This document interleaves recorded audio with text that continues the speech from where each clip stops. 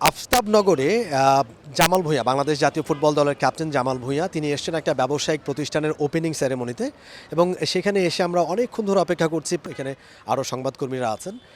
এখানে এসে একটা দৃশ্য আমার চোখ এড়িয়ে যেতে পারেনি। একজন অভিভাবক তার বাচ্চাদের নিয়ে অনেকক্ষণ ধরে অপেক্ষা করছেন শুধুমাত্র জামাল ভূঁইয়ার সাথে একটু দেখা করিয়ে দিবেন তার বাচ্চাদেরকে।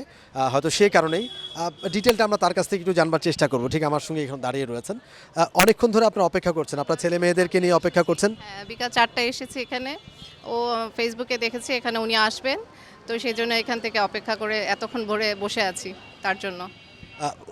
জামাল ভূঁইয়াকে ওরা সবাই চেনে।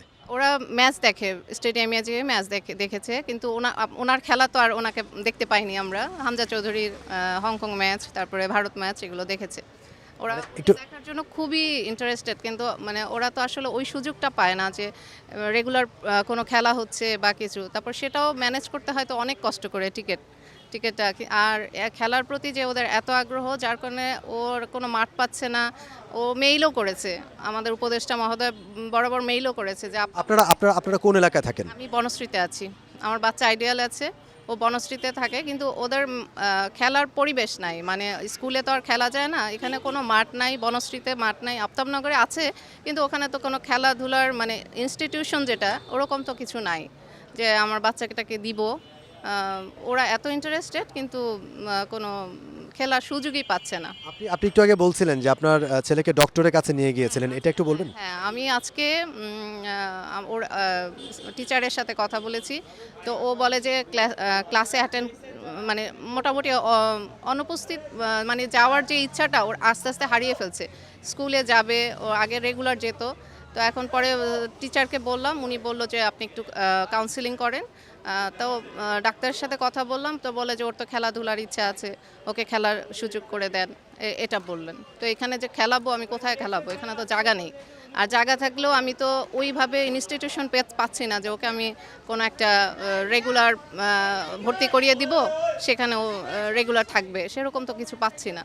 তো এই জন্য বাচ্চাদের জন্য খুব মায়া লাগে যে ওরা কীভাবে বড় হচ্ছে। এটা সারাক্ষণ মোবাইল, না হলে টিভি, আর বাসায় তো বিরক্ত, তখন তো বাচ্চাদের সাথেই বাচ্চারা মানে অ্যাডজাস্ট হয় না, এরকম করে, বিরক্ত হয়। এই জন্য আপনাদের কাছে আপনাদেরকে দেখে আমার মনে হলো, আপনারাও যেহেতু অপেক্ষা করছেন, আপনাদের আগে আমি এসেছি।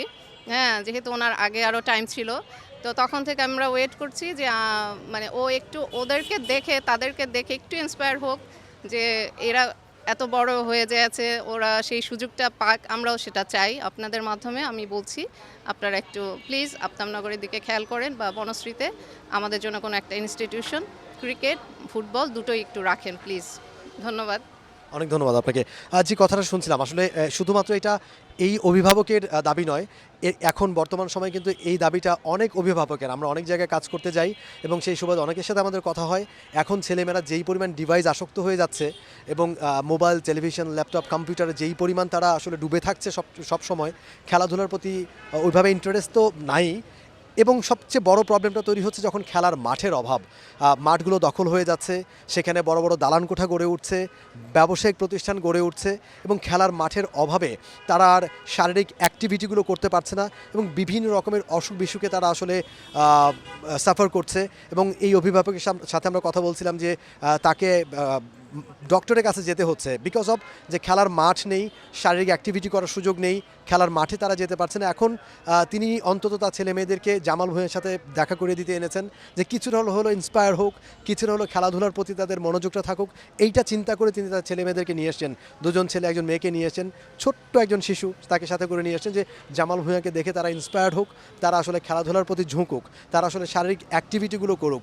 এই যে এই চিন্তাটা এখন অনেক অভিভাবকের, বিশেষ করে ঢাকা শহরে যারা আমরা বসবাস করি, তাদের প্রত্যেকেরই এখন মাথা ব্যথার কারণ হয়ে দাঁড়িয়েছে। নিশ্চয়ই যারা কর্তা ব্যক্তি রয়েছেন তারা এই বিষয়টার প্রতি নজর দেবেন যে অন্তত প্রত্যেকটা এলাকায় একটা করে খেলার মাঠ যাতে থাকে, যাতে আগামী দিনের ভবিষ্যৎ যে শিশুরা তারা যাতে খেলতে পারে, তারা যাতে শারীরিক অ্যাক্টিভিটিগুলো করতে পারে, সুস্থ মস্তিষ্ক নিয়ে তারা যাতে বেড়ে উঠতে পারে।